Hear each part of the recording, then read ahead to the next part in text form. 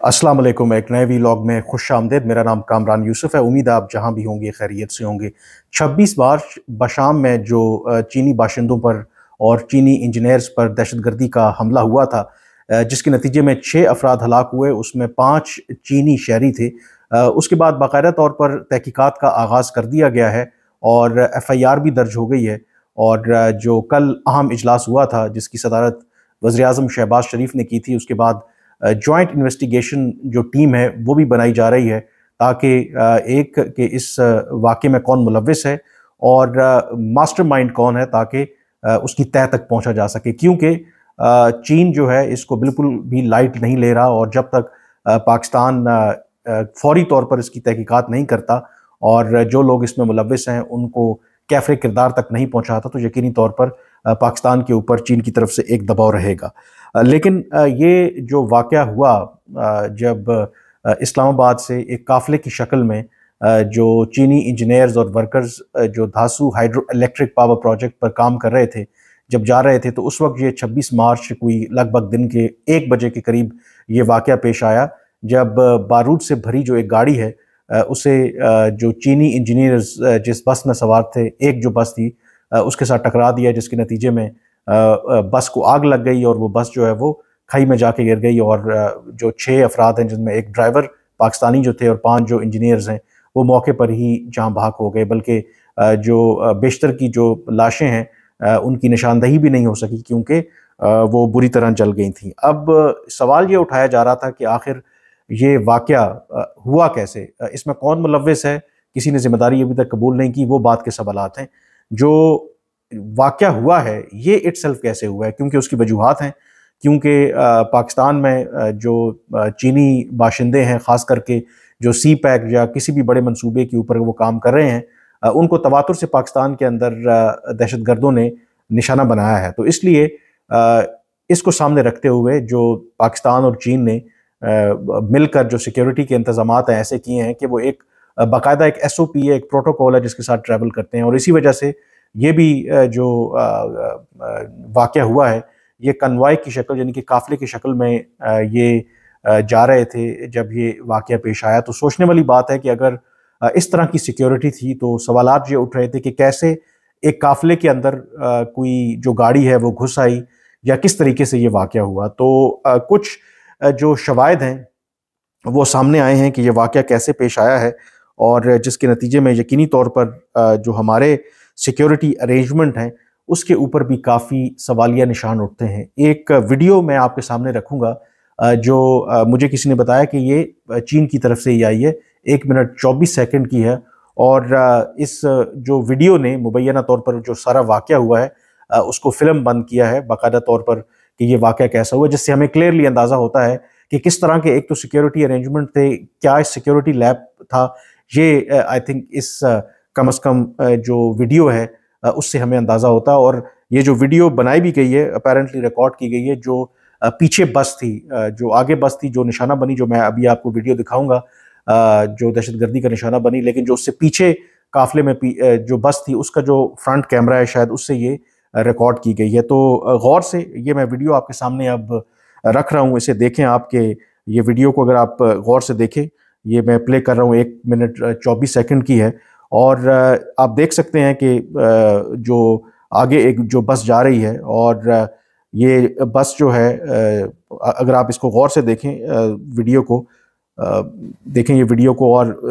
बिल्कुल ये वही इलाका है, ट्रक भी खड़ा हुआ है वहाँ पर। और ये, और उससे बहुत आगे अगर आप गौर करेंगे तो काफ़ी आगे एक जो स्क्वाड की एक गाड़ी है, वो जो डाला जिसे कहते हैं, वो आपको नज़र आ रहा है, लेकिन वो काफ़ी फासले पर। और ये देखें, ये जब जैसे ही गाड़ी एक साइड पर गाड़ी खड़ी हुई थी उसके पास पहुंची, तो वो धमाके से जो है उसने अपने आप को उड़ा दिया, जिसकी वजह से उसके बाद आग और धुआं ही धुआं आपको नज़र आ रहा है। और जो पिछली बस है उसकी जो विंड स्क्रीन है वो तक टूट गई है। तो अगर इस वीडियो को गौर से अगर आप देखें तो आपको क्लियरली नज़र आ रहा है कि जो काफ़िला था, या जो लीड कर रहा था इस काफ़िले को, जो सिक्योरिटी की गाड़ी थी, वो काफ़ी आगे थी। और रोड साइड के ऊपर भी, जब शुरू में भी आप देखें, ट्रक्स थे, गाड़ियां खड़ी थीं, और उस तरीके से कोई अलर्ट आपको नज़र नहीं आ रहा था। और सोचने वाली बात है कि आम तौर पर जब काफ़िले में इस तरह से गाड़ियां चलती हैं या आगे उसको स्क्वाड दिया जाता है तो वो इतना बीच में फासला नहीं होता। तो क्लियरली यहाँ पर अगर आप इस वीडियो को गौर से देखें तो आपको नज़र आ रहा है कि जो आगे गाड़ी थी उसका और जो बस जिसको निशाना बनाया गया उसमें काफ़ी बीच में डिस्टेंस था। तो इसलिए जो दहशतगर्द थे उनको एग्जीक्यूट करने में अपना जो भी मंसूबा था उसमें बड़ी आसानी रही। और दूसरा जो रोड साइड के ऊपर, अब ये ऐसा नहीं था कि ये जो सवालात थे कि शायद कि कैसे गाड़ी जो है उस काफिले में घुस आई, बल्कि वो रोड साइड के ऊपर बड़ी प्लानिंग के तहत दहशतगर्दों ने अपनी गाड़ी जो पार्क की हुई थी और जैसे ही वो बस उस गाड़ी के करीब आई तो धमाके से वो गाड़ी उड़ गई और जिसके नतीजे में ये अफसोसनाक वाकया पेश आया। अब इसमें यकीनी तौर पर अगर आप सिक्योरिटी एक्सपर्ट नहीं भी हैं तो दो तीन सवालात इसमें यहाँ पर उठते हैं। एक तो कि आम तौर पर जब इस तरह हाई सिक्योरिटी जो कॉन्वॉय होता है तो जैमर्स वगैरह भी होते हैं। उनका पर्पस यही होता है कि अगर कोई एक्सप्लोसिव डिवाइसेस हैं तो वो एक्सप्लोड ना हो पाए। एक तो इसमें क्लियरली लग रहा है कि इस तरह के जो जैमर्स थे वो वहाँ पर मौजूद नहीं थे जब ये सारे वो जो सिग्नल्स हैं हर तरह के वो जैम कर देता है। तो क्लियरली एक ये चीज़ थी। और दूसरा लगता है कि बहुत कैजुअल तरीके से जो गाड़ी अगली थी, जो सिक्योरिटी फोर्सेस की एक गाड़ी, वो बड़ी आगे थी, वो आराम से उसमें डिस्टेंस बहुत ज़्यादा था और इसलिए दहशतगर्दों को बड़ी आसानी से अपनी कार्रवाई करने का मौका मिला। और फिर रोड साइड के ऊपर जब इस तरह से गाड़ी खड़ी थी तो आम तौर पर जो सिक्योरिटी होती है आपको अलर्ट भी रहना होता है, थोड़ा कॉमन सेंस भी इस्तेमाल करनी पड़ती है। तो अगर जो सबसे आगे गाड़ी थी सिक्योरिटी की, उसको जब लगा कि एक गाड़ी रोड साइड के ऊपर जिस तरीके से पार्क हुई हुई है तो आपको थोड़ा सा अलर्ट हो जाना चाहिए, थोड़ा सा आपको शक और शुबा होना चाहिए कि कहीं कोई सस्पिशियस एक्टिविटी तो नहीं है। तो वो भी उसको नहीं देखा गया। एंड थर्डली आई थिंक इसमें जो इम्पोर्टेंट सवाल है कि एक के क्योंकि इस एरिया में ऑब्वियसली चाइनीज़ की मूवमेंट होती है, क्योंकि हाइड्रो इलेक्ट्रिक का मंसूबा है, वहाँ पर चीनी इस्लामाबाद से रेगुलरली वहाँ पर विज़िट करते हैं। तो इस एरिया को क्या सेंसिटाइज नहीं किया गया कि अगर ये गाड़ी ये कहीं से आई है और उसमें एक्सप्लोसिव मटेरियल है, और एक्सप्लोसिव मटेरियल भी इतना ज़्यादा है कि पूरी बस को उसने धमाके से ना सिर्फ उड़ाया बल्कि पहले तो खुद गाड़ी उड़ी, फिर पूरी बस को उड़ाया और बस जो है वो इम्पैक्ट की वजह से खाई में जा गिरी। तो इसलिए कोई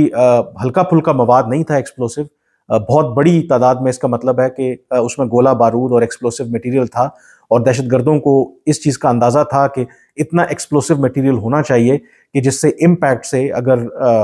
वो बस को टारगेट करें तो उसमें जो सफ़र करने वाले हैं वो ज़िंदा ना बचें। तो एक तो ये भी सवाल है कि एक हाई सिक्योरिटी एरिया में और जहाँ पर इस तरह की मूवमेंट होती है चाइनीज़ की, तो क्या सिक्योरिटी अरेंजमेंट्स थे, क्या इंटेलिजेंस गैदरिंग थी, क्या कोई चेक पोस्ट वगैरह थी कि इस तरह की जो सस्पिशियस गाड़ियाँ हैं उनको चेक किया जाए। ये एक बहुत बड़ा आई थिंक सवालिया निशान है जिसको देखने की ज़रूरत है। और फिर एक और अहम सवाल कि आम तौर पर ये जो मूवमेंट होती है चाइनीज़ की because of increased security threat, उसको सीक्रेट ही रखा जाता है। तो कैसे इन दहशतगर्दों को ये पता था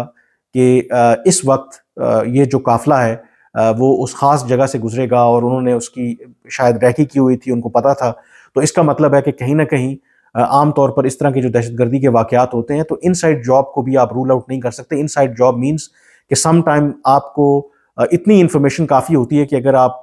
इंटरनल सिक्योरिटी डिटेल्स अगर किसी को पता है तो सिर्फ अगर वो रूट बता दे और वो टाइम बता दे तो इन दहशतगर्दों के लिए इतना ही काफ़ी होता है। तो इस एंगल से भी आई एम श्योर कि हमारे जो सिक्योरिटी इदारे हैं उसको इन्वेस्टिगेट करेंगे। और दूसरा, ये पहला वाक़या नहीं है, एक तो जो चीनी बाशिंदों को टारगेट करने का, और इस एरिया में भी ये पहला वाक़या नहीं है। जुलाई 2021 में भी इसी तरह का दहशतगर्दी का एक वाक़या पेश आया था और अनफॉर्चुनेटली इसी कंपनी के, चीनी कंपनी के वो मुलाजिम थे, 13 अफराद उसमें हलाक हुए थे, 9 जो हैं वो चीनी बाशिंदे थे। और क्योंकि उस वक्त एक बुनियादी फ़र्क था कि जो धासू हाइड्रो इलेक्ट्रिक मनसूबा है ये सी पैक का हिस्सा नहीं है। तो जो सी पैक के सिक्योरिटी अरेंजमेंट्स हैं वो डिफरेंट हैं जो अदर देन जो सी पैक के अलावा मंसूबे हैं। मसलन सी पैक की सिक्योरिटी के लिए तो पूरी हमने एक डिवीज़न खड़ी की है फ़ौज की, उसको एक मेजर जनरल हेड करते हैं, फिर काफ़ी एलेबरेट सिक्योरिटी अरेंजमेंट हैं। लेकिन ये जो धासू वाला जुलाई 2021 में वाक़या हुआ था तो उसके बाद पाकिस्तान और चीन ने मिलकर ये फ़ैसला किया कि इर्रेस्पेक्टिव के चीनी जहाँ भी काम कर रहे हैं वो बेशक सी पैक का मंसूबा हो या सी पैक के अलावा हो, उनको वही सिक्योरिटी फराहम की जाएगी जो सी पैक से जुड़े जो मंसूबे हैं वहाँ पर जो चाइनीज़ नेशनल है उनको सिक्योरिटी फराहम की जाती है। तो जुलाई 2021 के वाक़े के बाद बाकायदा तौर पर नए SOP जारी हुए, जिसमें एक टास्क फोर्स का भी क़याम अमल में लाया गया, जिसमें जो अहम सिक्योरिटी फोर्सेज हैं, लेवीज़ हैं, वापडा की अपनी एक सिक्योरिटी होती है और बाकी जो सिक्योरिटी इदारे हैं उसको उस टास्क फोर्स में शामिल किया गया ताकि जो मुस्तकबिल में इस तरह का दहशतगर्दी का दोबारा वाक़या ना होने पाए और एक फुल प्रूफ सिक्योरिटी जो है, जो सिक्योरिटी प्रोवाइड की जाए जो चाइनीज़ इंजीनियर्स वर्कर्स जो धासु हाइड्रो इलेक्ट्रिक पावर प्रोजेक्ट पर काम कर रहे हैं। तो सवाल ये है कि उस टास्क फोर्स का क्या हुआ, ये भी एक अहम सवाल है, क्योंकि बज़ाहिर इस वीडियो से जो एविडेंस मिल रहा है इसमें कोई गैर मामूली तौर पर सिक्योरिटी फराहम नहीं की गई थी, डिस्पाइट द फैक्ट कि चाइनीज़ जो हैं वो प्राइम टारगेट हैं, ना सिर्फ दहशतगर्द ग्रोह बल्कि जो हमारे यहाँ एक्स्ट्रा जो रीजनल फोर्सेस हैं, रीजनल और एक्स्ट्रा रीजनल फोर्सेस हैं, उनको भी सी पैक खटकता है। तो जितना लेवल ऑफ थ्रेट था उस लेवल की सिक्योरिटी बज़ाहिर यहाँ पर नज़र नहीं आती। और आई थिंक जो मुशाहिद हुसैन हैं जो चाइनीज़ के साथ बड़े अरसे से डील कर रहे हैं, वो बिल्कुल ठीक कह रहे हैं कि इससे जो पाकिस्तान और चीन के दरमियान और ख़ास करके चीन का जो एतमाद है पाकिस्तान की सिक्योरिटी के हवाले से वो कम होगा, क्योंकि वो कह रहे हैं कि उनको अच्छी तरह से पता है कि जो ऊपर तले पाकिस्तान में दहशतगर्दी के वाक़यात हुए और जो ओवरऑल इन्वायरमेंट है उसको सामने रखते हुए चीन और पाकिस्तान ने बड़ा एक वाज़े और एलेबरेट सिक्योरिटी का जो प्रोग्राम है उस पर एग्री किया था। लेकिन यहाँ पर लगता ये है कि एक बहुत बड़ा सिक्योरिटी लैप्स आपको नज़र आ रहा है, आप कंप्लेसेंट हो जाते हैं और उसकी वजह से पाकिस्तान को इतनी एम्बैरसिंग सिचुएशन और इतना बड़ा जो वाक़या हुआ है। और ये बात बेशक जो चीन है पब्लिकली उन्होंने पाकिस्तान के साथ इजहार यकजहती किया है और ये बयान दिया है कि वो इस तरह के हमलों से कभी भी जो पाकिस्तान के साथ कोऑपरेशन है उसको ख़त्म करने वाले नहीं हैं। लेकिन privately they are raising this issue very strongly, क्योंकि सिक्योरिटी के बग़ैर चीन के लिए पाकिस्तान में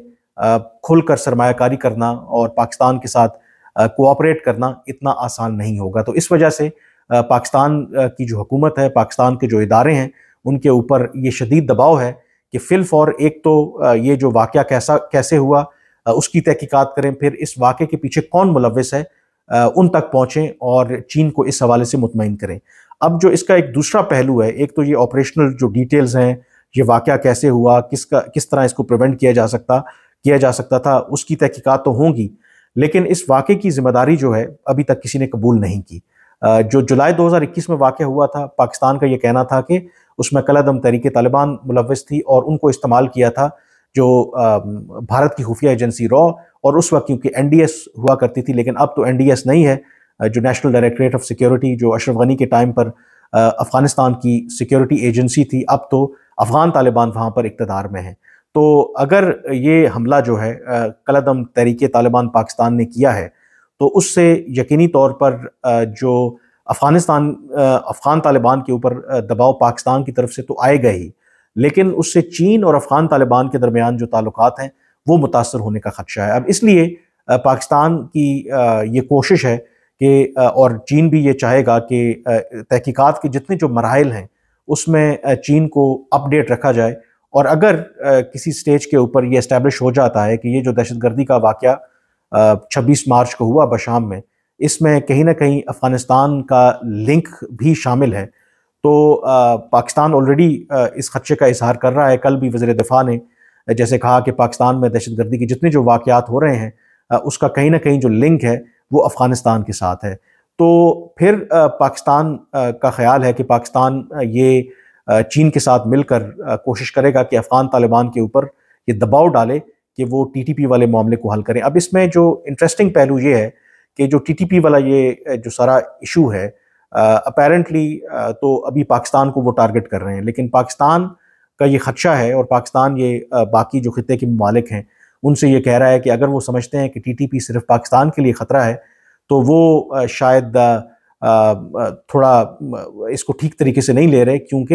ये TTP जो है इनका अलकायदा के साथ भी लिंक है और बाकी जो दहशतगर्द गिरोह हैं उनके साथ भी इनकी क्लोज कोऑर्डिनेशन है। तो आज अगर ये पाकिस्तान के लिए ख़तरा है तो कल ये बाकी ममालिक के लिए भी ख़तरा हो सकते हैं। इनफैक्ट जो कलअदम तहरीक तालिबान पाकिस्तान है जो ईस्ट तुर्किस्तान इस्लामिक मूवमेंट है, जिसको चीन एक दहशतगर्द ग्रुप समझता है,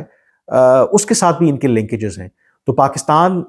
चीन को पहले भी ये बावर कराने की कोशिश कर रहा है कि हमें अफगानिस्तान और अफगान तालिबान से निमटने के लिए एक कलेक्टिव एफर्ट की ज़रूरत है। और इस वाक़े के बाद अगर कहीं ना कहीं अफगानिस्तान का लिंक एस्टेब्लिश हो जाता है, टीटीपी या इससे जुड़े जो ग्रोह हैं वो अगर इस दहशतगर्दी के वाक़े में मुलव्वस हैं या इस्तेमाल हुए हैं, तो पाकिस्तान यकीनी तौर पर चीन के साथ मिलकर अफगान तालिबान के ऊपर दबाव डालेगा। और चीन भी अपनी तरफ से क्लोजली इन चीज़ों को फॉलो कर रहा होगा, क्योंकि चीन की जो पॉलिसी है अफगानिस्तान को लेकर के, अफगान तालिबान को लेकर के, वो पाकिस्तान से मुख्तलिफ है। उन्होंने अपनी इंगेजमेंट में इजाफा किया है, उन्होंने अपना एम्बेसडर तैनात किया है, जो तालिबान का एम्बेसडर है उसको अपने यहाँ एक्सेप्ट किया है। और अनलाइक पाकिस्तान, वो अफगान तालिबान को एक बड़ा डिफरेंट तरीके से देख रहे हैं और उनको इंटरनेशनल लेवल पर कहीं ना कहीं प्रोटेक्ट भी कर रहे हैं। बट इस वाक़े के बाद खदशा ये हो सकता है कि अगर ये लिंकेज इस्टेब्लिश होता है कि अफगानिस्तान और चीन के दरमियान ताल्लुकात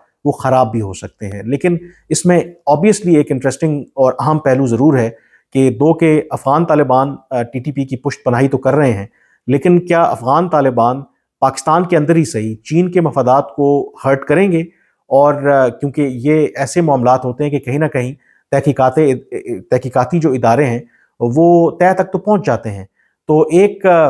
राय ये पाई जाती है कि अफगान तालिबान कभी भी, बेशक पाकिस्तान के साथ उनके इश्यूज चल रहे हों, वो इस तरह का काम नहीं करेंगे किसी ग्रुप को इस्तेमाल करते हुए कि उससे उनके चीन के साथ जो ताल्लुकात हैं वो ख़राब हों। और हो सकता है कि, और एक टर्म ये भी इस्तेमाल हो रही है कि इसमें यकीनी तौर पर चीन से बहुत से जो ममालिक हैं उनकी जो तरक्की है खटकती है, भारत है, अमेरिका है, बाकी मगरबी ताकतें हैं। तो एक जो कॉन्सेप्ट ये भी समझ आ रहा है, क्योंकि इस एरिया के अंदर दहशतगर्द तंजीमें तो बहुत सी हैं और कई ऐसे दहशतगर्द ग्रोह भी हैं जो पैसे लेकर के भी ये काम करते हैं। तो एक टर्म या इस्तेलाह इस्तेमाल हो रही है कि फ्रीलांस जो सुसाइड बॉम्बिंग, यानी कि फ्रीलांस का मतलब ये है कि आपको सिर्फ असाइनमेंट की बुनियाद पर हो सकता है कि किसी ये जो वाक़या हुआ है किसी एक ख़ास ग्रोह से इसका ताल्लुक ना हो, जमात से, किसी दहशतगर्द तंजीम से, लेकिन वो इस तरह के जो कार्रवाइयाँ हैं वो पैसे लेकर के करते हों। तो ये भी इसके अंदर एक एंगल है। बट अगेन इसमें इशू वही है कि एज लॉन्ग एज ये पाकिस्तान अफगानिस्तान का जो रीजन है, यहाँ पर अगर दहशतगर्दों की प्रेजेंस रहेगी तो फिर